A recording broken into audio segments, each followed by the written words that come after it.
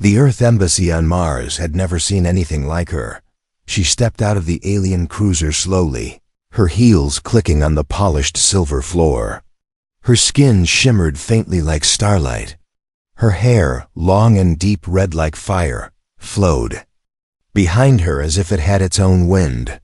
Her dress was smooth and dark blue, hugging her figure like a second skin. 2 guards in black armor followed behind her, but no one paid them any attention.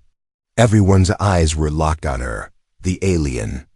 Woman was stunning dangerously so that Commander Dax Carter stood near the landing platform, arms crossed. He had been told someone important was coming, but not this. The last diplomat from the Galactic Union was an old man with half-metal lungs and zero charm. This woman looked like a fantasy made real. She walked right up to him, a soft smile on her lips. "I am Velrina of House Sullivan," she said, her voice like velvet. "Sent by the Galactic Union to discuss peace, trade, and understanding." Dax didn't blink. "Commander Dax Carter, Earth's lead negotiator." Velrina tilted her head. "I know. Your name was the first thing I studied." That made him raise an eyebrow. From the balcony above, human staff and Martian assistants whispered to each other. Who was she? Why send someone like her now?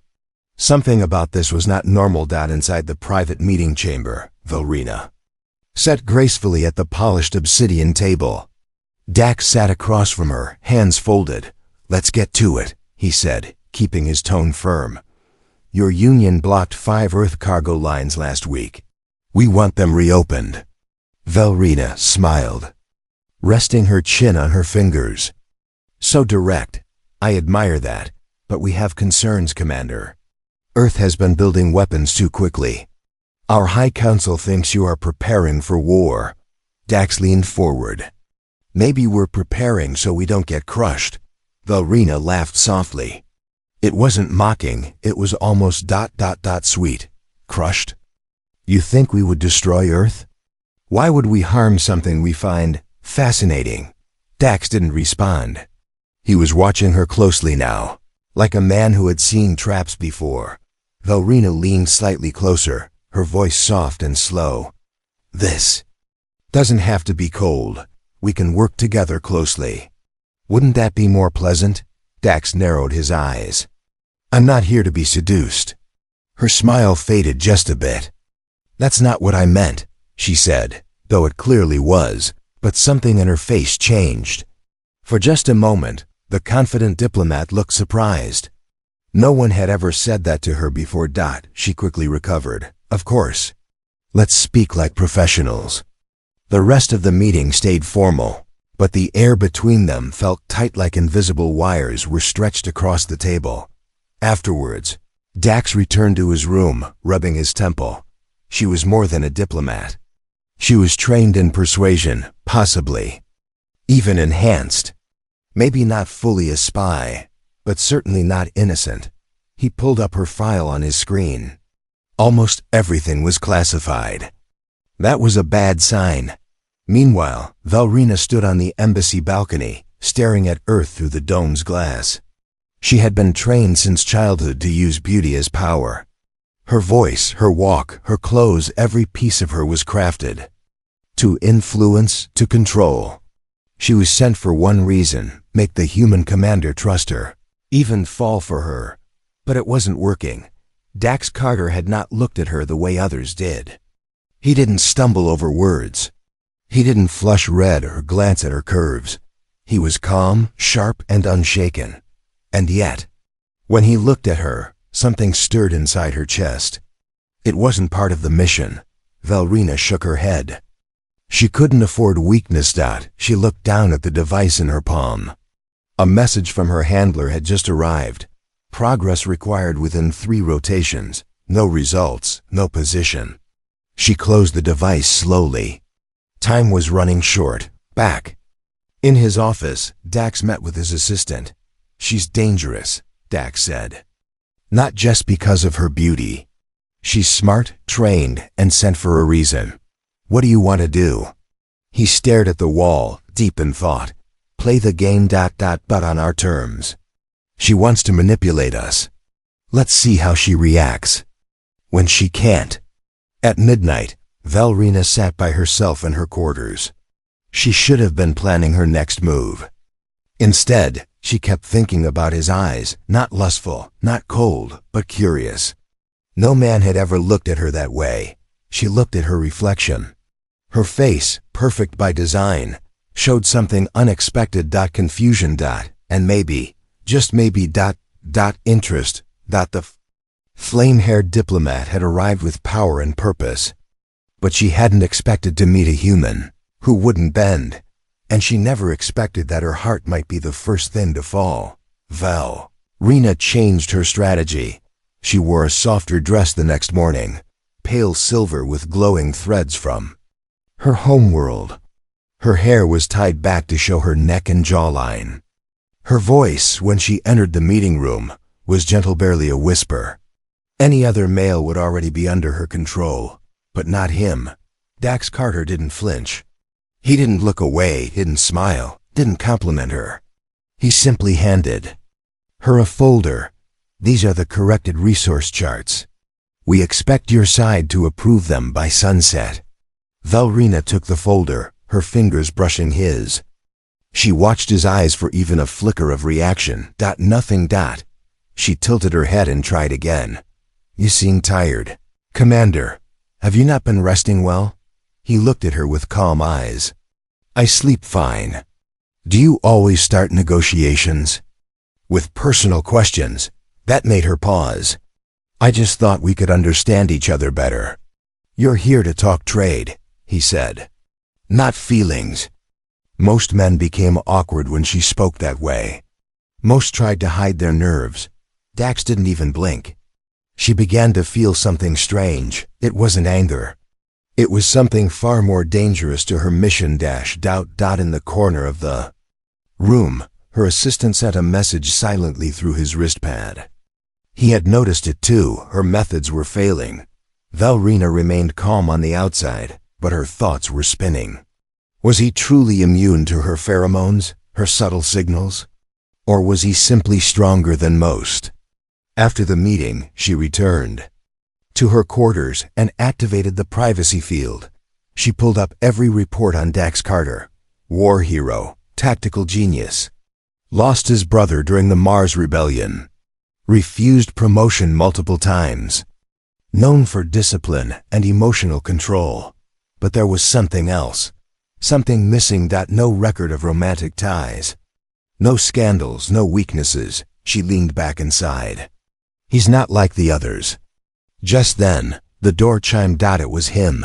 He stood there with a sealed food container. You haven't eaten since you got here, he said. I thought you might want to try something local. Valrina was caught off guard. Is this part of your own tactic, Commander? No, he said simply. I just believe you can't negotiate on an empty stomach. He stepped inside and placed the container on the table. The smell was warm, strange, and sweet. Valrina opened it slowly. Inside was a traditional earth dish, cooked rice with soft vegetables and something called teriyaki chicken. It's simple, Dax said, but it's real. Valrina took a bite. Her eyes widened. This is delicious. Dax smiled faintly. Good. She watched him sit across from her, not as a rival, but as a man who had just shared food. It made her nervous that no one had ever offered her something without expecting something in return. I studied Earth food, she said carefully, but I've never tasted anything like this. He nodded. Food is a language too. For a moment, the tension faded. Then Valrina asked, why are you not afraid of me? Dax looked at her calmly. Because I don't think you're here to hurt me. You're here to get something from me. And I've dealt with people like that before. She was silent. But there's one thing I don't understand, he continued. Why send someone like you for a job like this? You're more than a diplomat. Valrina took a deep breath. She couldn't tell him the truth. Not yet. So she offered a half-truth. My people believe beauty can open doors. We don't see charm as a weakness. It's a tool. Dax nodded slowly. Maybe, but I don't open doors for tools. I open them for people. That made her freeze. She had heard many lines before: flattery, compliments, lust. But never this, never honesty that made her feel seen. Later that night, she sat alone, still thinking about his words. He treated her like a person, not a weapon, not an object. And that was new. From the shadows, her handler contacted her through the secure com. You are falling behind. The voice said. The human must agree to the terms within 2 cycles. I understand, she replied quietly. We selected you because you are the best. Your charm, your body, your voice, all built to control the target. Use them. She nodded. I will succeed. But as the call ended, she whispered to herself, he didn't even look at my body. He looked at my eyes.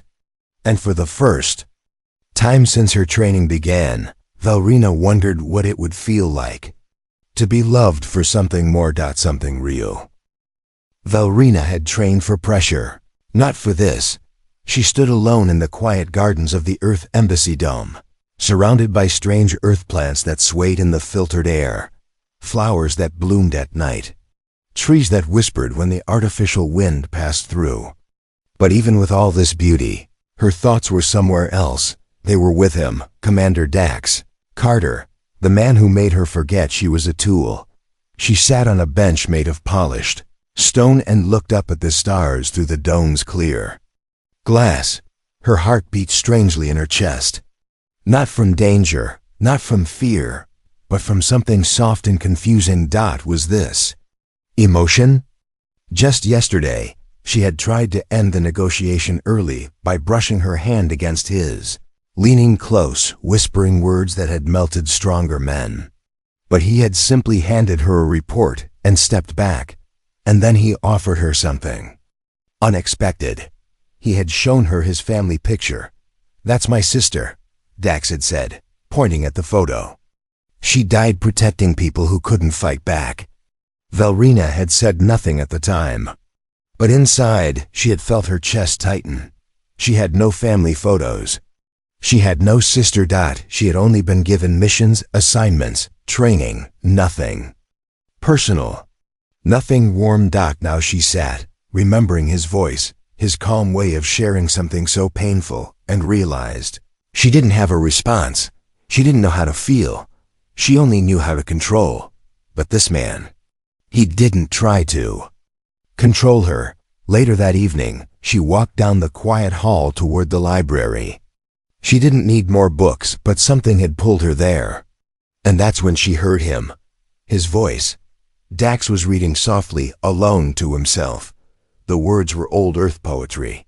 About love, time, and regret. Valrina stepped into the room. Without making a sound, he didn't turn around. Didn't expect anyone else here.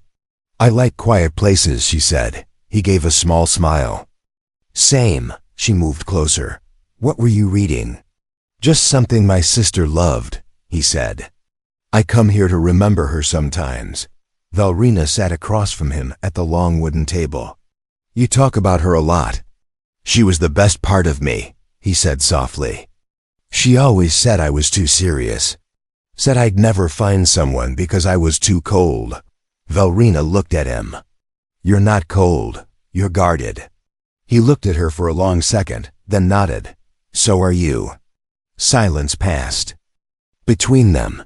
Then she asked, do you ever get tired of being strong? He blinked. That was not the kind of question he expected from her.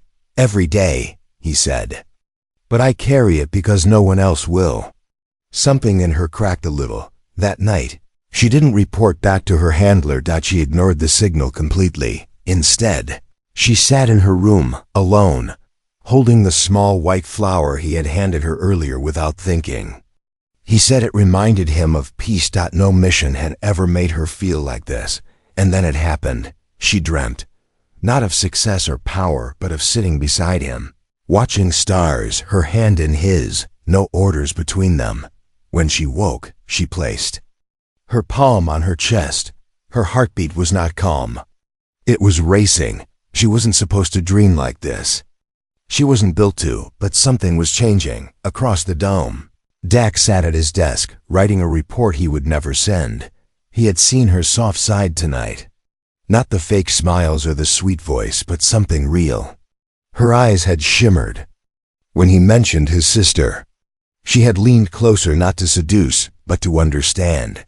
He sighed and leaned back. She's not just a diplomat, he said quietly. She's human, in her own way. In the shadows, the embassy's security cameras blinked. Someone was watching.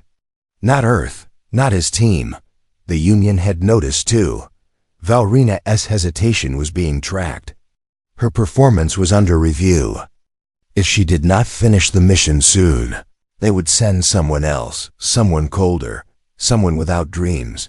But Valrina didn't care tonight. She stood at her mirror, touching her face not to check her beauty, but to feel herself. For the first time in her life, she wasn't trying to be perfect. She just wanted to be understood. And maybe, just maybe, she wanted to be held. The storm came without warning. Outside the Martian dome, high radiation winds kicked up red dust across the barren surface. The embassy locked itself down. Lights dimmed. Power systems switched to emergency backup. Inside, the halls were quiet, glowing with soft orange light. All visitors were asked to stay in their quarters. But Dax Carter didn't listen. He made his way through the dim corridors, a cup of warm tea in one hand and a second in the other. When he reached Valrina's room, he paused, then knocked twice. She answered wearing a long robe, not the elegant dresses she usually wore. Her hair was unstyled, falling gently around her face. She looked younger, somehow less alien, more like someone who could feel pain and joy. The storm might last all night, Dax said.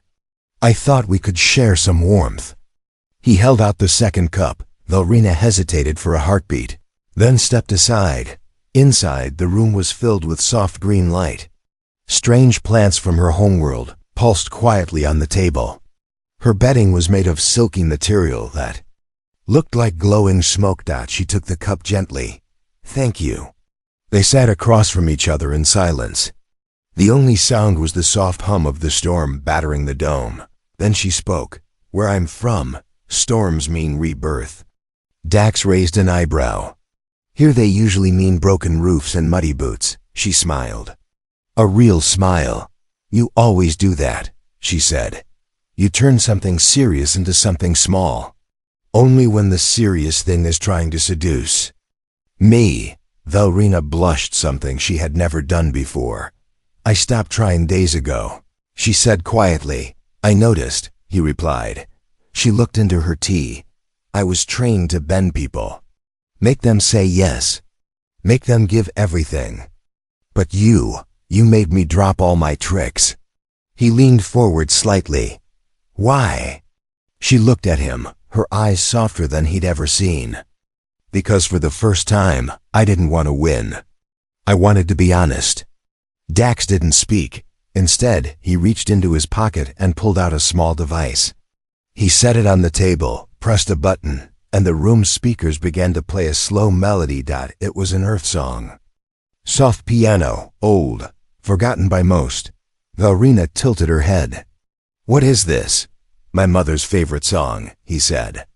She played it when the world got too loud. The room felt smaller now, closer. Valrina stood slowly. Where? I'm from. We don't have music like this. Dax stood too. Then let me show you something we do on Earth. He offered his hand. She stared at it. No tricks? She asked. No tricks, he promised. She placed her hand in his. In there, in a silent room, with a deadly storm outside and enemies watching from beyond the stars, an alien and a human danced. It wasn't perfect. She didn't know the steps. He wasn't a smooth dancer. But they moved together slowly, and something real passed between them. Warmth, connection, humanity. Her head rested gently against his chest. His hand stayed at her back, steady and respectful. And for the first time, Valrina forgot her mission. She forgot the pressure, the orders, the purpose. She only remembered the feeling of his heartbeat strong. Steady, real. When the song ended, they didn't move right away. He whispered, "You're not what they said you'd be." She looked up at him, "And you're not what I was sent to defeat." A chime echoed through the room. Her personal communicator was glowing. She walked over slowly and picked it up. A message blinked. "Your body chemistry has changed. Report immediately. You are compromised."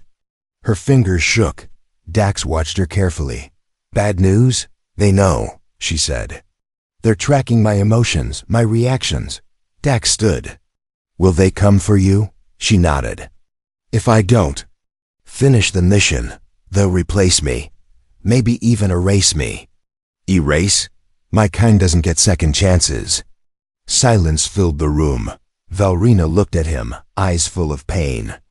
"I was never supposed to feel this. But now I can't. Turn it off." Dax walked over, gently taking the communicator from her hand and turning it off. He looked into her eyes. "Then don't turn it off." For a second, she wanted to cry, but her training had buried tears long ago. Instead, she whispered, "What now?" Dax placed his hand on her shoulder. "Now we figure it out together." Outside, the storm raged out, but inside, something new had begun.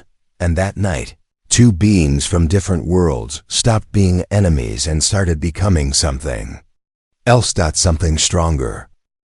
The message was clear. Last warning, complete the mission. Use physical bonding if needed, or return in disgrace. Valrina stared at the screen as the cold voice of the Union handler faded. The words echoed inside her like thunder. They had been watching her every move, her slowing progress, her silence. The strange way her hormone readings had changed, all of it was being tracked. And now they had drawn a line. No more patience. Either she used her body to break Dax Carter's resistance, or she was no longer useful. Her chest felt heavy, but not from fear. It was something else: shame, confusion, anger. And worst of all, a deep ache that she didn't understand until now. She didn't want to do this. Not like this. Across the hall, Dax sat alone in his office, reading a file he had decrypted earlier. A secret one. It held the original orders for Valrina's mission, intercepted from a Union probe days ago. Deploy subject, Sullivan 47. Mission priority, seduction. Control, surrender of Earth diplomatic codes. Full pheromone release permitted. He closed the file slowly. He knew now what she had been sent for. And he also knew what she hadn't done. She had every chance to break him, to use him, but she hadn't. Instead, she had danced with him, talked with him, listened to his pain. And just last night, she had leaned her head against his chest, not to trick him, but to feel him. He stood up and walked to her room. Valrina was sitting at the edge of her bed, her body still, but her mind spinning. She didn't hear him knock. He just stepped in quietly. "I read the file," Dax said. She didn't look up. "Then you know everything." "I know what you were told to do," he said calmly. "But I also know what you didn't do." She looked up, eyes tired. "I didn't come here to fall in love." He didn't move. "But you did." She nodded slowly, painfully. "And now they'll send someone else. Someone better at pretending. Someone without weakness." "Don't call that weakness," he said. "Feeling something real? That's strength." She laughed sadly. "Then why does it feel like my world is falling apart?" Dax walked over and sat beside her. "You came as a weapon," he said, "but you became a person." Valrina turned her head. Her eyes were glassy. "They want me to sleep with you, tonight, not because of love, but to make you give up, to break your mind." Dax didn't respond right away. He just stared at her. Then he reached out and gently touched her hand. "You don't have to prove anything," he said. "Not to them, not to me." "I'll be hunted," she whispered. "Marked as a traitor." "Then we run." She shook her head. "You don't understand. They'll never stop." He leaned closer. "That I won't stop either. Tears finally rolled down her cheeks. Her perfect face, built to seduce, now trembled with real pain. And real trust. Dax gently pulled her into his arms. She didn't resist. She just melted into him, burying her face in his chest. "You're not a mission to me," he said. "You never were." "I was supposed to use you," she whispered. "But I'd rather die than hurt you now." Dax rested his chin on her head. "Then we fight, together." The door suddenly buzzed. A security alert flashed. Incoming vessel. No ID, not Union marked. Unauthorized landing. Velrina looked up. Panic rising. "They've sent a replacement," she said. "Another diplomat, or worse." Dax stood quickly, checking his weapon. "Then we don't wait." He helped her stand. She grabbed a small silver case, her only personal item. Together, they slipped through the maintenance halls, dodging embassy patrols. Every camera was now a threat. Every shadow could hold her. Replacement. As they reached the launch bay, Dax tapped into the panel. "Shuttle 3 still unlocked. We can leave now." "Where would we go?" she asked. He looked at her. "Anywhere they can't find us. Anywhere we can start over." She nodded slowly. Behind them, footsteps echoed. The new arrival had entered the building. They had only minutes. They sprinted to the shuttle, breath fast, hearts pounding. Velrina paused just before entering. She looked back at the place where her life had changed. "I was sent here to control Earth," she said softly. "But Earth taught me how to feel." Dax took her hand and pulled her inside. As the doors closed and the engines roared, Velrina placed a hand on her stomach. A strange warmth pulsed there. She frowned, puzzled. It couldn't be ... but there was no time to check. They launched into the stars, hunted by her people. But not afraid, because now she wasn't alone. The stars outside the shuttle window moved slowly. The engines were silent now, running on low power. They had made it past the nearest patrol routes. No Union ships in sight, but Velrina couldn't sleep. She stood in the small cabin, staring at her reflection in the metal wall. Her robe hung loosely around her, and her eyes looked different, less sharp, less cold. She touched her stomach again, just like she had done several times since they escaped. There was something wrong. Or maybe something new. Dax was in the pilot seat, scanning nearby systems for safe landing zones. They needed fuel, food, a place to disappear. He glanced over his shoulder. "You okay?" he asked. She nodded slowly. "I think so, just tired." But that was a lie. Her body didn't feel tired. It felt heavy, warm, and unfamiliar. Her senses had changed. Sounds felt sharper. Smells lingered longer. Her skin felt more sensitive. Velrina had been bioengineered for control. Her body was monitored and regulated. It had never done anything unexpected. Until now. She turned and walked toward him. "Dax," she said quietly. "I need a medical scanner." He looked at her with concern. "What's wrong?" "I don't know," she said, placing a hand gently over her belly.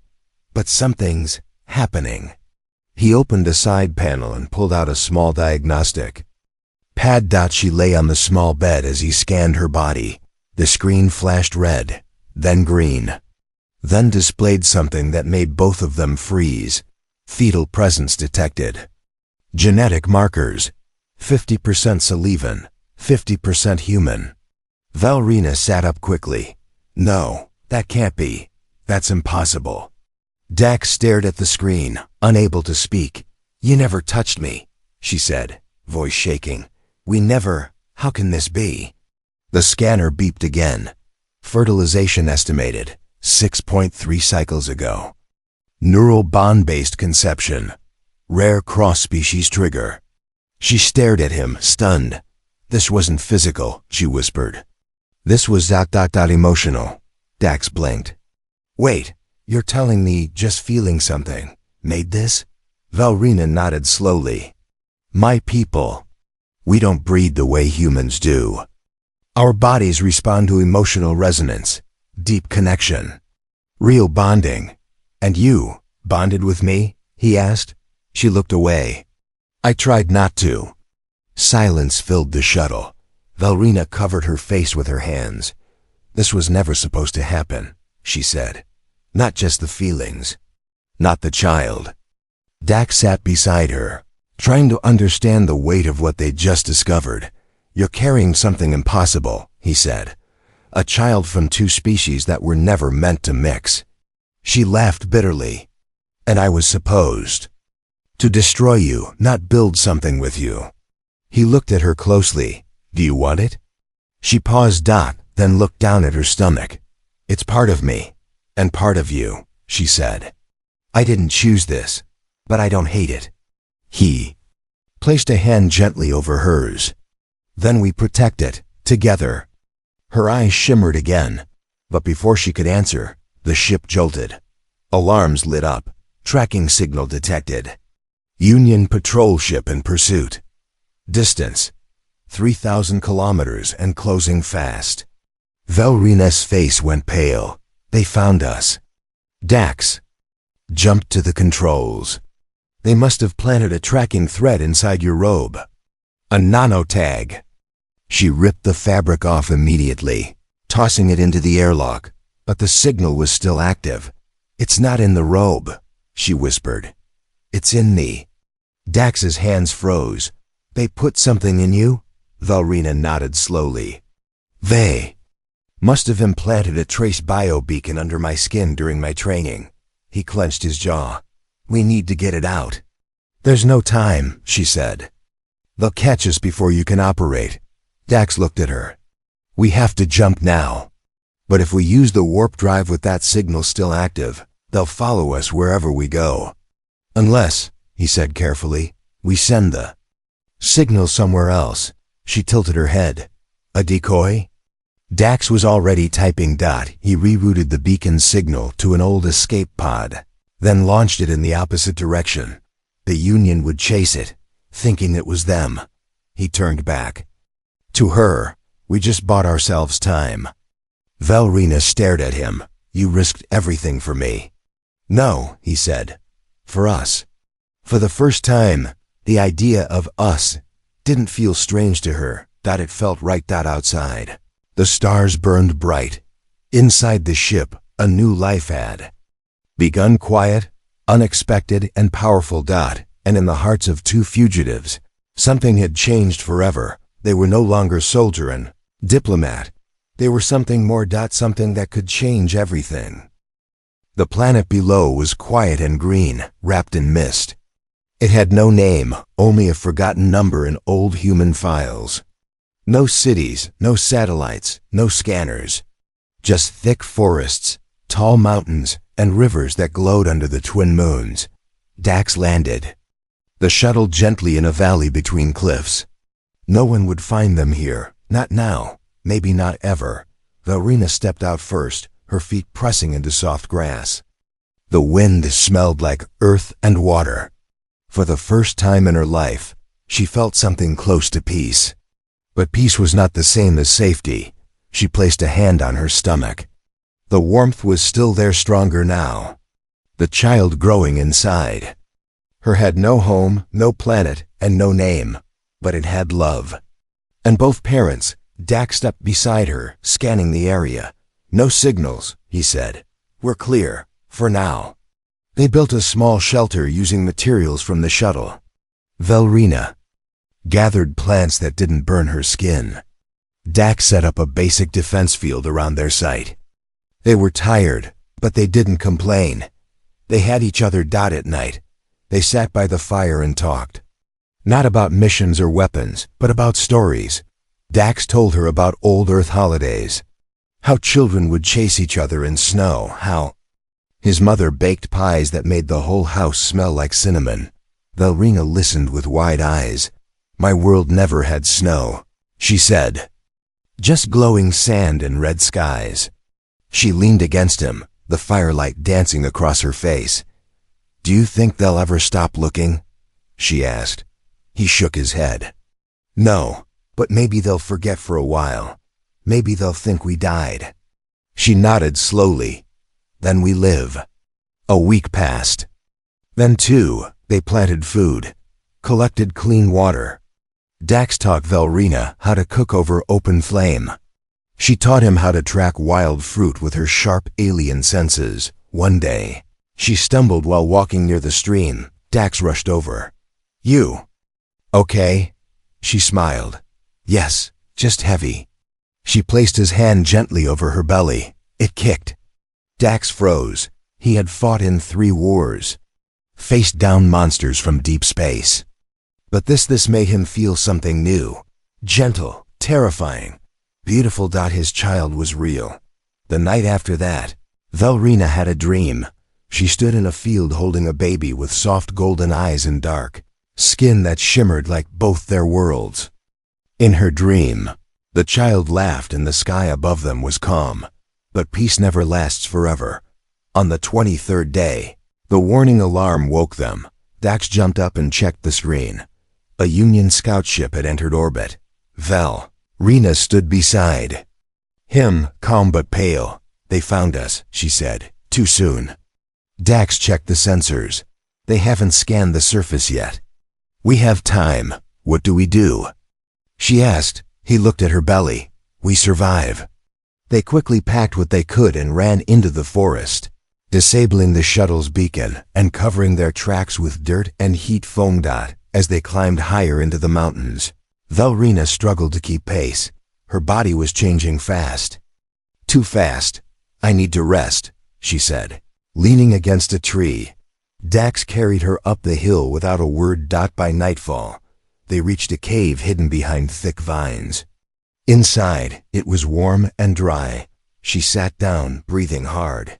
"It's coming," she whispered. "The baby, it's early." Dax's eyes widened. "Are you sure?" "I feel it. My body is opening. I can't stop it." He pulled out the medkit, hands shaking. "I don't know how to deliver alien babies," he said. "You won't need to," she whispered. "Just stay with me.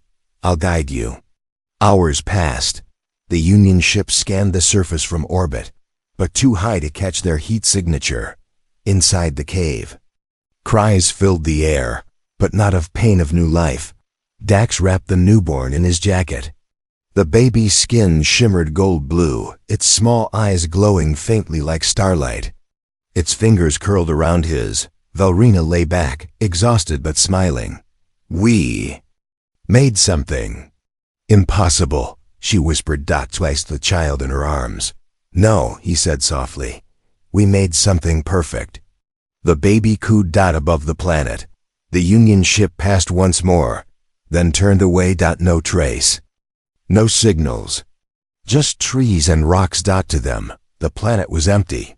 But in truth, it was full of something they could never understand. Love. Born from defiance, a child, born without a side, and 2 fugitives, no longer afraid. As dawn broke over the mountains, Dax sat at the cave's entrance, watching the light fall over the forest. Velrina leaned beside him, holding their child close. "I was sent to break you," she said. He smiled. "You didn't." She shook her head. "No, you saved me instead." They kissed, not like soldier and spy, but like mother and father. And far from war, far from orders, far from the stars, they built something stronger than any mission. They built a family.